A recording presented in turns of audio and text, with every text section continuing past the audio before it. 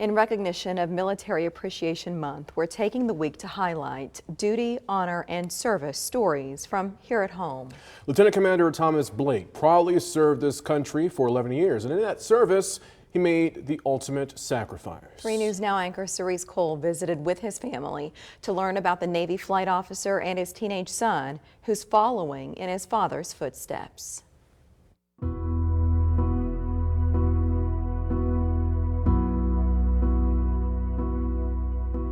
I remember everything about that day. I remember how the air smelled. I remember what the day, what it looked like that day. That day was September 21st, 2005. Jessica Blake was 9 months pregnant. She left her doctor's appointment with her little son Tommy when she saw the news. A Navy jet crashed. And I had read that there was a crash and it was in Jacksonville, and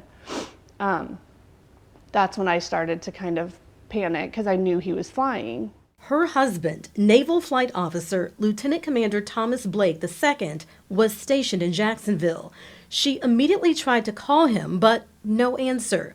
So she took her son home and waited. I saw 2 people I knew, and then I saw a flight suit with a chaplain rank, and I thought, oh God, and it was all like happened at the same time. When I saw that cross, when they opened my door, somebody took Tommy out of my arms, and that's when they did the notification. It was her worst fear. Her husband Thomas died in the crash. I remember having a really hard time looking at Tommy.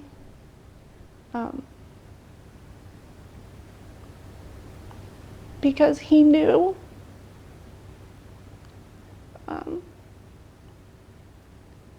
He didn't have, being newly 2, he didn't have many words. But he said, he looked at me and he said, "Daddy, go?" Like question mark. And then he said, I didn't say anything, and he said, "Daddy, go." Tommy was his world. I was about 2 years old, so I don't really have any memories of him other than what other people tell me about him. Over the years, Jessica made sure Tommy knew what kind of man his father was. He was a good man, hardworking, smart, funny, but I also wanted them to know he wasn't perfect.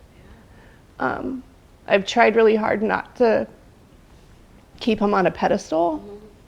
I wanted him to be real and not an unattainable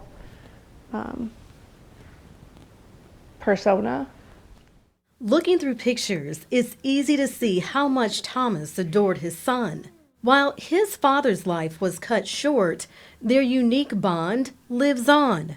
There are times that he'll just be walking across a room or talking or breathing or something, and it'll just strike me and take my breath away. I love it. The little boy who was once his dad's shadow is now a young man following in his footsteps. Tommy proudly wore his father's leather flight jacket in his senior pictures. I wore the jacket with a tie to something, and I liked how it looked. He recently graduated from high school and will soon be heading to the prestigious Naval Academy in Annapolis, Maryland. What an honor. Yeah, it's pretty sweet. Getting accepted was no easy feat. Physical test, medical examination, you have to have good grades, congressional nomination. His decision to serve was much easier. Well, because of my dad, it's always been on my radar. I've been open to that path. And then once I got into high school, started doing more volunteer hours, service. I really enjoyed doing that, and so going into a career and a lifestyle of serving others and serving my country was something that I really wanted to do. He knows the sky is the limit. Hopefully fly. We'll see if I do that or something else, but that's the plan as of now.